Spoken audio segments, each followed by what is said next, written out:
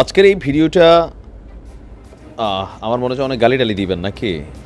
একদিকে কিন্তু মাশাআল্লাহ অনেক অগ্রগতি আছে আমাদের অনলাইনে, আমি দেখছি। মতের অমিল হইলেই কারা যেন আমারে গালিটালি দেয়। কেউ বলে যে ভাই এরা জামাতের কর্মী, কেউ বলে যে আওয়ামী লীগের কর্মী, কেউ বলে বিএনপির। আসলে আপনারা কোন দলের একটু লেখা গালিটা দিয়েন, হ্যাঁ? তাহলে আমরাও চিনতে পারলাম কোন দল সবচেয়ে বেশি গালিবাজ। আজকের ভিডিওতে 1:1 অফার, কারণ দুই দলে গালি দিতে পারেন।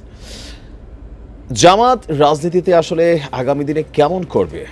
যখন আমরা ভাবছি যে না ভাই জামাত আসলে ক্ষমতায় অন্যরকম পরিবেশ তৈরি হবে, এর মাঝখানে সারা বাংলাদেশে আমরা পজিটিভই দেখছিলাম গত 6 মাস যাবৎ কোথাও কোথাও বিচ্ছিন্ন ঘটনা ঘটছে। আবারও সেই বদরুল লীগের কথা স্মরণ করাই দেয়।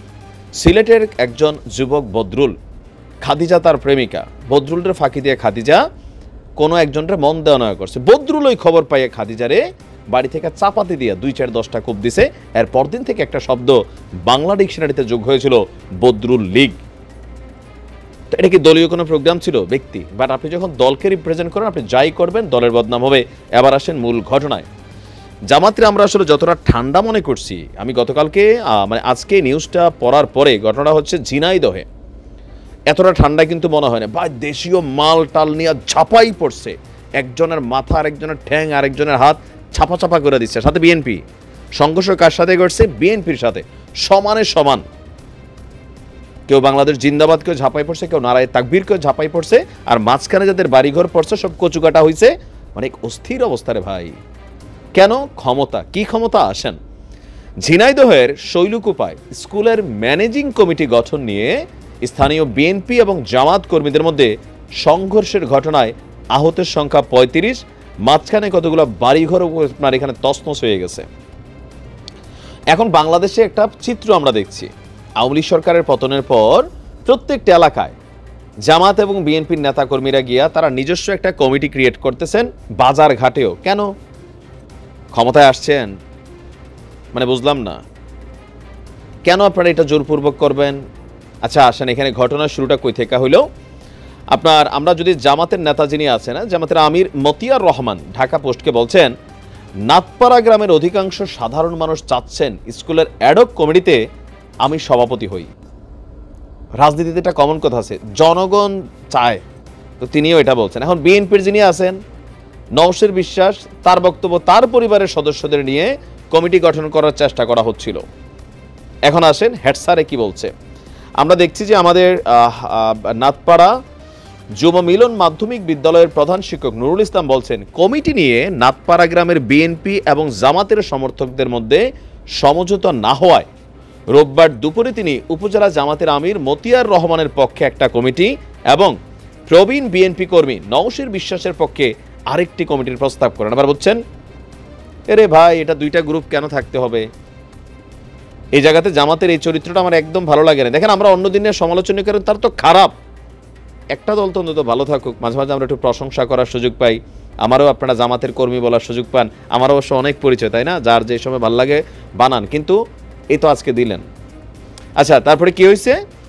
উভয় পক্ষ কমিটি দুটি মাধ্যমিক শিক্ষা অফিসে নিয়ে যাওয়ার সময় তারা কিন্তু কমিটি করেও লাইছে, ঠিক আছে একটা জামাতের একটা বিএনপির, উইয়ার ভাই ভাই, হ্যাঁ একসাথে চলো মোরা ইউনোর অফিসে যাই। তো ইউনোর অফিসে যাওয়ার সময় আপনার স্কুল ক্যাম্পাসেই বাকবিতণ্ডায় জড়িয়ে পড়ে দুই দলের সমর্থকরা।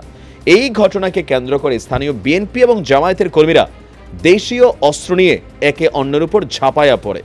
এই সময় বেশ কয়েকটি বাড়ি ভাঙচুরের ঘটনা ঘটেছে।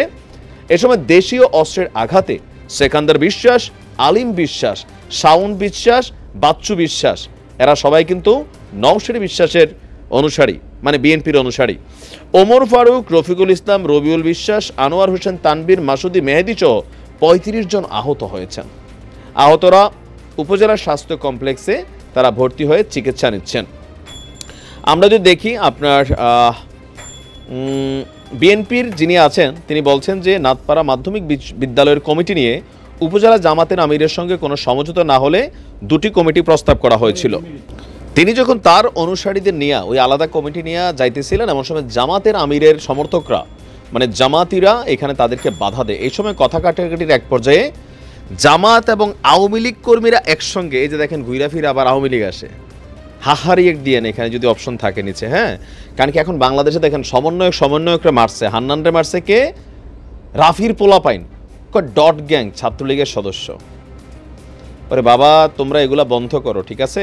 এগুলা মানুষ এখন আর খাবে না। আচ্ছা, তো আমাদের শৈলকুপার থানার যিনি ওসি সাহেব আছেন তিনি বলছেন স্কুল ম্যানেজিং কমিটি গঠন নিয়ে এই ঘটনা ঘটেছে, পুলিশ পরিস্থিতি নিয়ন্ত্রণে এনেছে, আহতরা চিকিৎসাধীন আছেন।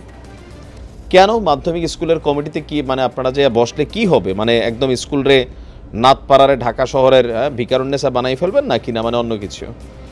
এটা একটা অদ্ভুত খেলা এই দেশে চলে।